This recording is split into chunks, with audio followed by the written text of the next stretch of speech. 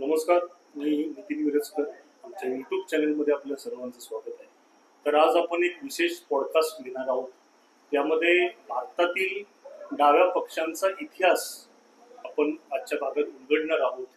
आजच्या या भागात संपूर्ण डाव्या चळवळीची माहिती सांगण्यासाठी आपल्यासोबत कॉम्रेड नंदकुमार हत्तीकर साहेब आहेत, जे BSNL चे माजी कर्मचारी आहेत व गेल्या 40 वर्षापासून डाव्या चळवळीत काम करतात. त्याचबरोबर सांगली जिल्ह्याचे माजी सचिव आहेत भारतीय कम्युनिस्ट पक्षाचे. तर सर, स्वागत आपलं आजच्या या भागामध्ये. तर प्रेक्षकांना जाणून घ्यायचं आहे की भारतामध्ये डाव्या पक्षांचा उदय केव्हा झाला व किती सालापासून भारतातले जे डावे पक्ष आहेत ते कार्यरत झाले. त्याचबरोबर सर्वात जुना डावा पक्ष कोणता, कारण की 4 डावे पक्ष आहेत: communist party of India, communist party of marks, communist party of MNL आणि RSP. तर यापैकी सर्वात जुना पक्ष कोणता व चळवळ केव्हा सुरू झाली? मी जय भीम लाल सलाम करून सुरुवात करतो. 1920 सालापासून या देशामध्ये इंग्रजांच्या विरोधात वातावरण असतानाच एक 20 ग्रुप्स तयार झाले होते, छोटे. ते पक्षाच्या तयारीसाठी प्रयत्न करत होते, पण यश येत नव्हतं. पण त्यांना वाटत होतं की आपल्या देशाला स्वातंत्र्य मिळावं आणि त्या स्वातंत्र्याच्या कामी आपला उपयोग व्हावा. म्हणून त्यातील 20 मधले असे बरेचसेच गट सैद्धांतिक दृष्ट्या विचारधारेवर आधारित 26 डिसेंबर 1925 या सालामध्ये कानपूर येथे एक कॉन्फरन्स झाली, अधिवेशन झालं. आणि त्या अधिवेशनामध्ये भारतीय कम्युनिस्ट पक्षाची सैद्धांतिक विचारधारेवर आधारित असलेली, मार्क्सवाद लेनिनवादाला मानणारी अशी एक चांगली विचारसरणी असलेली पक्षाची निर्मिती 26 डिसेंबर 1925 रोजी झाली.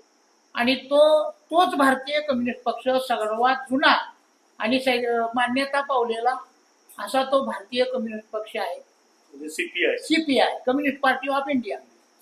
पहिलं इलेक्शन ज्या वेळेला झालं होतं 52ला, तर त्यावेळेला भारतीय कम्युनिस्ट पक्षाला पिवळा कणीस हे चिन्ह मिळालं होतं. आजही ते आहे. सध्याच्या सरकारनं आपल्याला अडचणीत आणण्याचा खूप प्रयत्न केला. माझ्या माहितीनुसार लोकल बॉडी मेंबर निवडायचे. हो, पण त्याच्यामध्ये विरोधी पक्ष म्हणून भारतीय कम्युनिस्ट पक्षाने त्या काळी काम केलेलं आहे सुरुवातीच्या काळामध्ये. त्यामुळं भारतीय कम्युनिस्ट पक्ष हा एकमेव सर्वात मोठा आणि इतिहास असलेला हा सर्वात मोठा पक्ष आहे. आणि या पक्षाच्या माध्यमातून स्वातंत्र्यपूर्व काळामध्ये या देशाला स्वातंत्र्य मिळावं म्हणून जे काही लोक लढली, त्याच्यामध्ये प्रामुख्यानं खूप लोक होती. मुस्लिम होते, बाकीचे सगळे होते, हिंदू होते, दलित होते, सगळे होते. तरी प्रेक्षकांच्या माहितीसाठी फाउंडर मेंबर्स तुमचे कोण कोण होते? आता ते हसरत मोहानी म्हणून ज्यांनी इन्क्लाबचा नारा दिला, ते इन्क्लाब जिंदाबाद, ते त्याच्यामध्ये होते. मोहम्मद म्हणून एक दुसरे होते. त्याच्यानंतर मानवेंद्रनाथ राय होते. आणि स्वातंत्र्य लढ्यामध्ये कित्येक वर्ष जेलमध्ये राहिलेले कॉम्रेड श्रीपाद अमृत डांगे असे या पक्षाचे प्रमुख फाउंडर मेंबर होते. सर, आता आपण डाव्या चळवळींचा कधी भारतात उदय झाला याबाबत चांगलीच माहिती दिली. तर तुम्ही स्वतः या CPI पक्षाचं काम केव्हापासून सुरू केलं व का सुरू करू वाटलं तुम्हाला? कारण तुम्ही स्वतः BSNL मध्ये कर्मचारी होता. सर, मी या भारतीय कम्युनिस्ट पक्षाचं कारण असं ठरलं, 3 ऑगस्ट 1976ला कॉम्रेड क्रांतिशिव नाना पाटलांचं एक व्याख्यान मला ऐकण्याचा योग आला होता. आणि ते माझं पहिलं आणि शेवटचं व्याख्यान ठरलं. स्वतः क्रांतिसिंह नाना पाटलांचं स्वतः.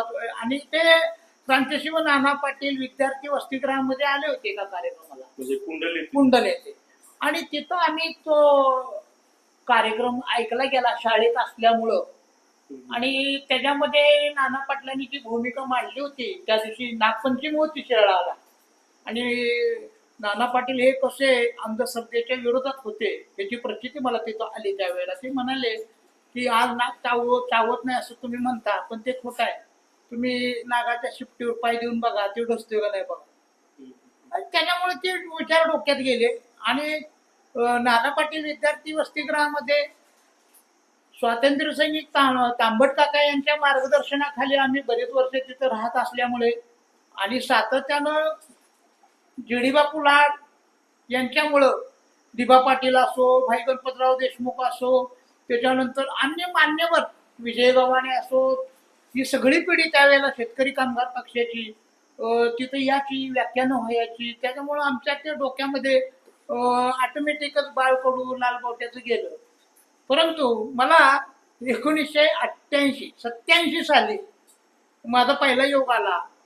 त्याच बोर्डिंगमध्ये एक विद्यार्थ्यांचं शिबिर झालं होतं आणि मी नुकताच 10वी पास झालो. आणि त्याच्यामध्ये मार्क्सवाद म्हणजे काय, लेनिनवाद म्हणजे काय, त्याच्यानंतर इतर काय सामंतशाही पक्ष म्हणजे काय, भांडवलदार पक्ष म्हणजे काय, ह्याचं बाळकडू तिथे मिळालं.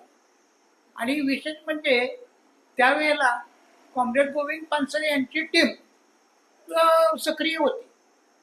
त्यामध्ये मेघा कदम, आताच्या मेघा पानसरे म्हणून आहेत, मेघा पानसरे, त्या आम्हाला त्यापूर्वी कदम होत्या, पानसरे त्या होत्या. त्यांचे मिस्टर रवी पानसरे ते वारले.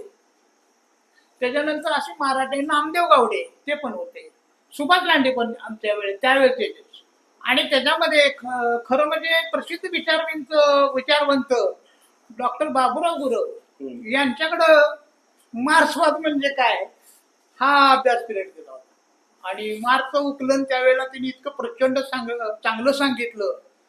मार्क्स कळायचं जाऊ दे लांब, पण हे जग कसं निर्माण झालं, ते कसं सिद्धांत पावत गेलं, मग त्याच्यानंतर प्राणी कसे झाले, वनस्पती कशा आल्या, मग जीवन कसं आलं, मग त्याच्यानंतर समाजवाद काय, आदिम साम्यवाद काय, त्याच्यानंतर थोडं माणसं वेगळ्या पद्धतीनं आयतं खाण्याच्या प्रवृत्तीमुळं सरंजामशाहीकडे कशी वळली, अशा रीतीने ते अभ्यास होत गेले. आणि मला ते त्या विद्यार्थी वयातच एक चांगलं पुस्तक माझ्या वाचनामध्ये आलं होतं की जगाला हादरवणारे 10 दिवस.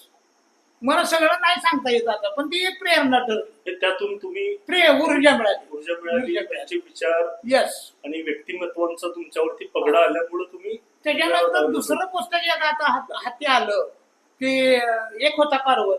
मग त्या कारवर सारखंच व्हावं, पण ते शेती तंत्रावर आधारित होतं. आम्हाला हे सामाजिक क्रांतीचं ओढ लागलो.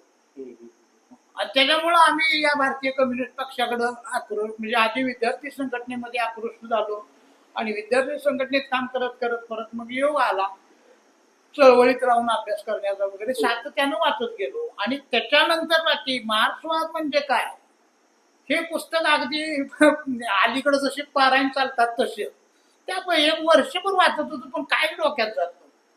पण गेलं हे शोषणाचं हत्यार काय आहे, शोषण कसं केलं जातं आणि वरकड मूल्याचा सिद्धांत काय आहे हे बाकी त्यावेळेला कळलं. आणि त्याच्यानंतर बाकी आम्ही मग त्या अभ्यासाकडं अगदी आकृष्ट झालो. त्यावेळेला अमरजित कौर नावाच्या ग्रस्त, म्हणजे आमच्या कॉम्रेड आता त्या आयटकच्या महासचिव आहेत राष्ट्राच्या, त्यांचं 1991 सांगलीच्या स्टेशन चौकामध्ये अप्रतिम ऐतिहासिक असं भाषण झालं होतं. ते आजही मला पाठ आहे. 1987च्या आसपास तुम्ही सभासद झाला. पण आता कसं आहे, गव्हर्नमेंटच्या रूल प्रमाणे ते डिक्लेरेशन वगैरे करायचं नसतं, त्यामुळे काय आम्ही ते केलं नाही. पण आम्ही सातत्यानं चळवळीत राहिलो. आणि 91ला बाकी ते सर्वोच्च कळत झाला की भांडवलशाही काय. आणि त्याच्यानंतर बाकी मग हळूहळू आम्ही मार्क्सवादी बनत असताना आंबेडकरवादी नेहमीच साधारणपणे या देशामध्ये बाबासाहेबांचंच खरं आहे, बाकीच्यांचं खोटं आहे वगैरे असं सांगत सांगत आम्हाला त्याचाही पाठलाग करावा लागला. पण 1991ला धनंजय केरांचं डॉक्टर बाबासाहेब आंबेडकरांच्या वरचं जे काही आत्मचरित्र होतं 60 पानी, ते पण चांगलं आम्हाला वाटलं. आणि 1996 पर्यंत सातत्यानं बाबासाहेबांच्या चळवळीत सुद्धा आम्ही सहभागी. सहभागी व्हायला लागलो, अभ्यास पण करायला लागलो. पण जागतिक कीर्तीचा थोर विचारवंत कार्ल मार्क्स की यांच्या विचारधारेची प्रेरणा घेऊन, की आता कालच बघा कामगार दिन, 1 मे कामगार दिन झाला. पण आतापर्यंत काय म्हटलं जातं की या देशातला सगळा खोटा इतिहास लिहिलाय, म्हणजे ब्राह्मणांनी खोटाच लिहिलाय. परंतु आपली सुद्धा लोक खोटा इतिहास मांडतात हे अलीकडे दिसायला लागले. 1 मे आंतरराष्ट्रीय कामगार दिन हा शिकागो मधून आलाय. त्याच्या लढ्याचा पार्श्वभूमी मोठा आहे, इंटरनॅशनल लेबर डे तो. पण हिथं सांगितलं जात नाही तो. हिथं सांगितलं जातो महाराष्ट्र ठीक आहे, पण महाराष्ट्र स्थापन करण्यामध्ये सुद्धा कम्युनिस्टांचं जे योगदान आहे ते इतिहासामध्ये त्याला तोड नाही. अशा पद्धतीचं असताना संयुक्त महाराष्ट्र लढ्याच्या चळवळीमध्ये जे कोणी कम्युनिस्ट आमचे नेते होते, श्रीपाद अमृतांचे होते, त्याच्यानंतर नाना पाटील होते, हे सगळे लढू लागलेले आहेत. त्यांची नावं न घेता एक महाराष्ट्र दिन म्हणून हल्ली लोकांना फसवलं जातं, त्याचंही वाईट वाटतं. आणखीन स्वातंत्र्याच्या लढ्यामध्ये खऱ्या अर्थानं लढलेले फार मोठे क्रांतिकारक कॉम्रेड क्रांतिशिव नाना पाटील 1937 सालीच इंग्रजाच्या नकाशावरती इथं स्वातंत्र्य मिळवणारी 600 खेडी होती पत्री सरकारच्या नावानं, ते जाणीवपूर्वक डावललं जातं. ते आम्हाला काही बरं वाटत नाही. म्हणजे इतिहास आपण लपवू नये, कारण कॉम्रेड गोविंद पानसरे नेहमी म्हणायचे, ज्याला इतिहास माहित नसतो तो इतिहास घडवू शकत नाही, आणि तो ज्याला इतिहास माहित असतो पण तो त्यातच रेंगाळतो तो पण इतिहास घडवू शकत नाही. अशा रीतीनं आम्ही त्यांच्या तालमीत मुशीद तयार होत असताना तुम्ही कार्यरत चालू केलं. सर, आता 1952 पासून आपण बघतोय की कम्युनिस्ट पक्षांचा एक जाज्वल्य इतिहास भारतात आहे. मात्र अलीकडच्या काळात आपण 2014 नंतरच्या काळात बघतोय तर कम्युनिस्ट पक्षांचे जेवढे पक्ष आहेत त्यांची वाताहत किंवा घसरण झालेली आपण बघतोय. 2004 नंतर किंवा 2014 नंतर प्रामुख्याने भांडवलदारी शाहीचे जे पक्ष आहेत, काँग्रेस असेल किंवा भाजप असेल, यांचा जास्त प्रमाणात उदय झालाय. आणि सत्ताधारी आणि विरोधक हे भांडवलदारी शाहीचेच पक्ष आहेत. त्यामुळं अशी वाताहत का झाली कम्युनिस्ट पक्षांची, याबाबत आपलं काय म्हणणं आहे? या बाबतीत आम्ही वाताहत कधी म्हणत नाही. म्हणजे कम्युनिस्ट हरले की संपले असं काही होत नाही. 1991 साली जागतिकीकरण ज्या वेळेला आलं, एलपीजीचं धोरण, त्याला सुद्धा आम्ही विरोध केलाच होता राजीव गांधी यांच्या काळात. तर एलपीजी आल्यानंतर त्यावेळेला रशिया आणि एक अमेरिका ही 2 महासत्ता होत्या.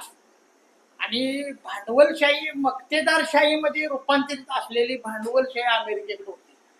आणि ते फक्त शस्त्रास्त्र निर्माण करून गेल्या 40 वर्षात आम्ही बसतोय. आज इथे आता इराण युद्ध झालं, त्याला ती शस्त्र कोणी दिली ते पहिलं तपासायला पाहिजे.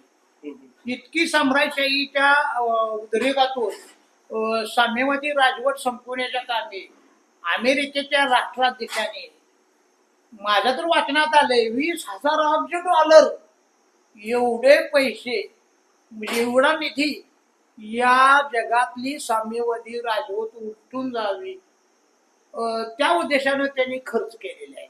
पण ते शक्य झालं कारण ते भांडवलशाहीमध्ये मक्तेदारी स्वरूपानं लोकांचं शोषण करून ते पैसे मिळवत असल्यामुळं, आणि त्याचाच परिणाम पश्चिम बंगालमध्ये जे 31-33 वर्षाचे सरकार होतं, तिथं टाटाच्या नेनोच्या प्रश्नावरून, म्हणजे भांडवलशाही व्यवस्थेतूनच त्यांना डॅमेज करायचा प्रयत्न केला, सिन्नर असा प्रयत्न केला. आणि आता ते फार मोठं काय मी बोलणार नाही, म्हणजे वादातच पडायचं नाही आपल्याला. तर अशा रीतीनं तिथलं राजवट संपवण्याचा प्रयत्न केला. त्याच्यानंतर त्रिपुरामध्ये संपवायचा प्रयत्न केला, केरळमध्ये सुद्धा तसे झाले. परंतु आजही कम्युनिस्ट चळवळ या देशामध्ये या जगामध्ये फोफवत आहे असं दिसतंय. उदाहरणार्थ बघा तुम्ही, श्रीलंका पाक डबघायला आलो होतं, दिवाळखोरीत निघालो होतं, तर तिथं लालबावटीच्या हातात लोकांनी दिल्यानंतर आज परत ते पूर्वत व्हायला लागलेले आहे. आता शेजारच्या नेपाळ सारख्या एका छोट्या राष्ट्राला घ्या ना, तिथं सुद्धा या विचारानं कामकाज चालू आहे. आणि त्याच्यामुळं भारताला एक जेनजी झालं तशा पद्धतीचं करून आगामी काळात द्यावं लागेल. अशा पद्धती असे अर्थात हे कम्युनिस्ट चळवळीतली स्थित्यंतर आहे. आम्ही काही त्यांना गांभरून जात नाही. एकेकाळी आमचे 61 खासदार असताना भारतीय कम्युनिस्ट पक्षाने जी काही भूमिका सगळ्या डाव्या आघाडीनं मिळून जे कमविलेली आहे, उदाहरणार्थ मनरेगा सारखी योजना कम्युनिस्टांच्या ह्याच्यामुळेच आलेली आहे. त्याच्यानंतर जे पहिली कर्जमाफी झाली ज्या वेळेला 72,000 कोटी रुपयाची 2009 साली, म्हणजे 8 आणि 9 जे काय झाले त्याच्यामध्ये सगळं श्रेय भारतीय कम्युनिस्ट पक्ष, मार्क्सवादी कम्युनिस्ट पक्ष, आपण युपीए मध्ये होतो आणि त्याला जातं ते. थोडस इंटरप्ट करतो सर, कारण की हा प्रश्न विचारण्याचं कारण हेच होतं की जेएनयू विद्यापीठ जे आहे, जवाहरलाल नेहरू युनिव्हर्सिटी, ही डाव्या चळवळीची एक फॅक्टरी म्हणून ओळखली जाते.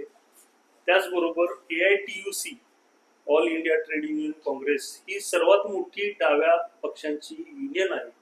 लाखो कर्मचारी त्याचे सभासद आहेत. तर एवढी मोठी बॅकअपला संघटना असताना, विद्यापीठ असताना, तरी देखील 2004चा अपवाद सोडला, 2009, 2014, 2019 आणि 2024च्या लोकसभा इलेक्शन मध्ये ती जो ग्राफ आहे तो खाली येत गेला. खासदारांची संख्या डबल डिजिट वरून सिंगल डिजिट वर आली. त्याचबरोबर पश्चिम बंगाल सारखं मोठं राज्य हातातून गेलं. केरळमध्ये सुद्धा काँग्रेसने तिथं जम बसवलेलं बघतोय. त्यामुळं हा प्रश्न विचारला गेला की घसरण झाली, याबाबत थोडस काय वाटतं, म्हणजे काय चिंतन वगैरे याबाबत केलंय का आपल्या पक्षाच्या मते? हो, केलंय ना. आता जेएनयू महाविद्यालय जे आहे, मुळातच तिची स्थापना करताना, तिची निर्मिती करताना तिथं मुळातच डाव्या विचाराची लोक, प्रागतिक म्हणजे डावे म्हणजे कम्युनिस्ट म्हणा असं म्हणत नाही मी, प्रागतिक विचाराचे लोक त्यामध्ये असल्यामुळे ते जेएनयू फार पुढे प्रगत होत गेलो आणि त्यातून फार मोठी माणसं तयार झाली. म्हणजे ते कन्याकुमार पर्यंत असो किंवा त्याच्याही पेक्षा फार मोठी खासदार आमदार झालेली लोक तिथं आहेत, बुद्धिवंत आहेत, विचारधारा सांभाळणारी लोक आहेत. परंतु ते बाहेर सगळीकडे होताना दिसत नाही. याचं कारण काय आहे माहिती आहे का? एक प्रकारचा या देशामध्ये गेल्या 50 वर्षामध्ये सांस्कृतिक दहशतवाद RSS सारख्या संघटनांनी, आता तुम्ही म्हणला RSSचं नाव घेतलं तर सगळेजण भेटतात, परंतु आम्ही काय भेट नाही. कारण ज्या वेळेला आम्ही स्थापन झालोय त्याच वेळेला आम्ही झालो. आमचे 80 कॉम्रेड होतात झाले RSSच्या विरोधात लढताना. सांस्कृतिक दहशतवादाच्या नावाखाली त्यांनी जे काही इतर युनिव्हर्सिटीमध्ये फकवून सोडले, सांगितले, त्याच्यामुळे तुम्हाला जेएनयूचा प्रभाव कमी झाला असं वाटतं. परंतु जेएनयू मधनं आलेला विद्यार्थी त्याच्याकडे बघताना लोक आदरानच बघतात, अशी परिस्थिती आहे. तुमच्यावरती सत्ताधाऱ्यांकडून अर्बन नक्सलाइटची एक टीका होती, ते देखील घसरणी मागचं कारण आहे. एक प्रोपोगंडा केला तुमच्या विरोधात, डाव्या पक्षांच्या विरोधात, की हे अर्बन नक्सलाइटची लोक आहेत किंवा विचारसरणी यांची वेगळ्या पातळीची आहे, असं एक सामान्य वर्गात प्रोपोगंडा करून तुमच्याबद्दल गैरसमज निर्माण करण्यात सत्ताधारी व भांडवलदारशाहीचे पक्ष म्हणूया यशस्वी झाले असं म्हणेल काय? बरोबर, तुम्ही चांगला खुलासा प्रश्न केलेला आहे. मुळात भारतीय कम्युनिस्ट पक्षानं आपली ज्या वेळेला घटना तयार झाली त्यावेळेला त्या नावातच भारतीय कम्युनिस्ट पक्ष आहे.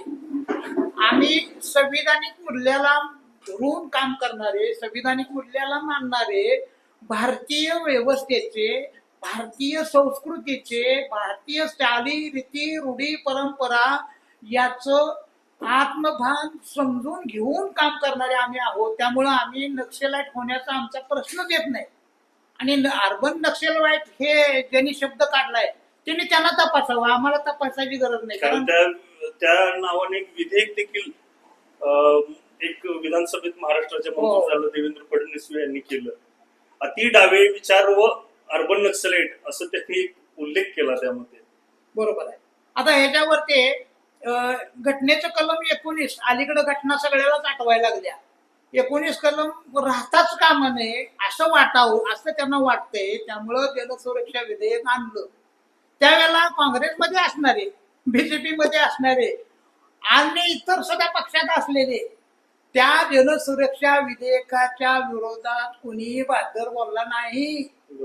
फक्त एकटा कम्युनिस्ट आमदार विजय निकोले वॉकआउट झाला. विनोद निकोले वॉकआउट झाला. म्हणजे विचारधारेला किती महत्व आहे हे तुमच्या लक्षात येईल. आगामी काळामध्ये तुम्ही बोलूच नाही अशा पद्धतीच गेले. आता उदाहरणार्थ बघा ना, पानसरेंच्या विचाराचं एक पुस्तक छापून विकणाऱ्या पोराला तुम्ही किती अडवताय. एवढा त्याचा माझा संबंध आहे. आम्ही एका चळवळीत घडलोय, आम्ही त्याला घडवतोय. अहो त्याला तुम्ही काय काय बोलताय, कसं कसं करताय, हा गळचेपीचा प्रकार आहे. त्याच्यामुळे आम्हाला शंका यायला लागली की लोकशाही राहिल्या का नाही, लोकशाही कुठे गेल्या. अशा पद्धतीनं जर तुम्ही ट्रीटमेंट करत असाल एक घटनेच्या 19 कलमाचं सगळ्याच कलमाचं तुम्ही जर अवडंबर माजवून लोकशाही संपवत असाल तर भारतीय कम्युनिस्ट पक्षाला पुन्हा एकदा जोमाने लढावं लागलं. अशा पद्धतीनं आमचे आता तुमचं हे जे घसरण झालेलं आहे, पुन्हा उभारी घेण्यासाठी या भांडवलदार पक्ष किंवा प्रस्थापितांच्या विरुद्ध लढण्यासाठी ऍक्शन प्लॅन काय आहे, कशा प्रकारची रणनीती आपली भविष्यातली असणार आहे किंवा आत्ता असणार आहे, जेणेकरून तुम्ही केंद्रात असेल किंवा जी राज्य तुमची आहेत, पश्चिम बंगाल असेल, केरळ असेल किंवा बाकीची बिहारमध्ये तुमचं संघटन चांगलं आहे, तर अशा ठिकाणी पुन्हा उभारी घेण्यासाठी नेमका काय ऍक्शन प्लॅन तुमचा असणार आहे आणि कशा प्रकारे तुम्ही या सामंतशाहीशी लढणार आहात? ऍक्शन प्लॅन बाबत तुम्ही भूमिका चांगली मांडली, विचारलेला आहे प्रश्न. आम्ही मुळातच पारंपरिकवादी किंवा पोतीनिष्ठ असं मुळीच नाही.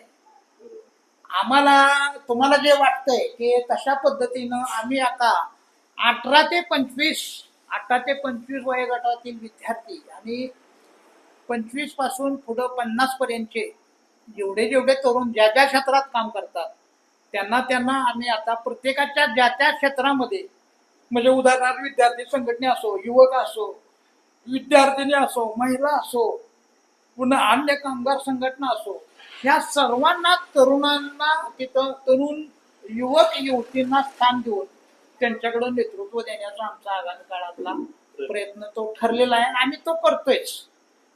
आणि त्या अनुषंगाने ऍक्शन प्लॅन वेगळे आहेत. आता उदाहरणार्थ तुम्ही मगाच्या सारखं म्हणताय की ऐटक 1920 साली म्हणजे स्वातंत्र्य लढ्याच्या आधी कामगारांच्या प्रश्नावर काम करणारी आमची कामगार संघटना आहे. त्याच्यामध्ये सुद्धा बहुसंख्य तरुण आहेत.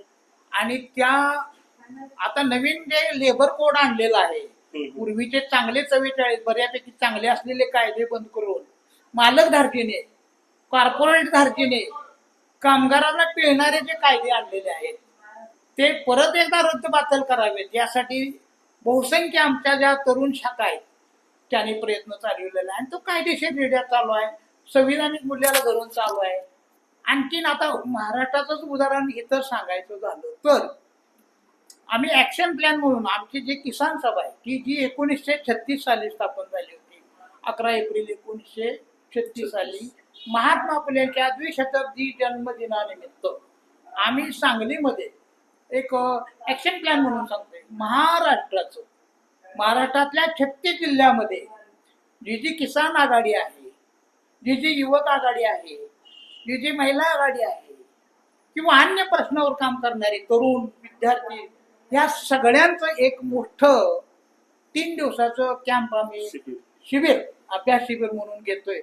आणि त्यांना ट्रेन करून पुन्हा एकदा ज्वलंत स्वरूपाचा महाराष्ट्र, क्रांती लढ्याचा महाराष्ट्र उभा करण्याच्या कामी आम्ही आगामी काळात वेगळे कृती प्लॅन करीत आहोत. कसच्या अंतिम टप्प्यात हेच मला विचारायचं आहे की आता 5 राज्याची निवडणूक आता होऊ घातलेली आहे. परवा दिवशी 4 तारखेला निकाल आहेत. त्यामध्ये प्रामुख्यानं तुम्ही पश्चिम बंगालमध्ये 293 जागा लढवतात, तुमचे जे 4 पक्ष आहेत डावे पक्षांचे ते मिळून, त्याचबरोबर केरळमध्ये देखील तुम्ही मागच्या टर्मला एक विक्रम केला की दर 5 वर्षांनं तिथं सत्तांतर होते, मात्र तुमचं डावं पक्षांचं सरकार 2 टर्म चाललं. हा एक विक्रमच म्हणावं लागेल, ही तुमचं एक मोठं असं यश म्हणावं लागेल. तर या इलेक्शनमध्ये तुमची कामगिरी कशी असेल, खास करून केरळ आणि पश्चिम बंगालमध्ये? इलेक्शनच्या भारतीय कम्युनिस्ट पक्षाच्या किंवा आम्ही डाव्या पक्षांच्या बाबतीत आम्ही सकारात्मक दृष्टीनंच बोलतोय. केरळनं तर असं सिद्ध केलेलं आहे, तुम्ही KG to PG ही जी घोषणा आहे प्रत्यक्ष कृतीत आणण्याचं आम्ही तिथं विधेयक मांडलेलं आहे. त्याच्यामुळं आम्हाला विजयाची खात्री 100% आहे. पुन्हा एकदा पुन्हा एकदा 100% आम्हाला खात्री आहे. आणि शिवाय ते नुसतं साक्षर नाही, खरोखर साक्षर असलेलं राज्य आहे. बरोबर. आणि लोकांना घेऊन पुढे जाण्याचं त्यांच्याकडे संकल्पना आहे.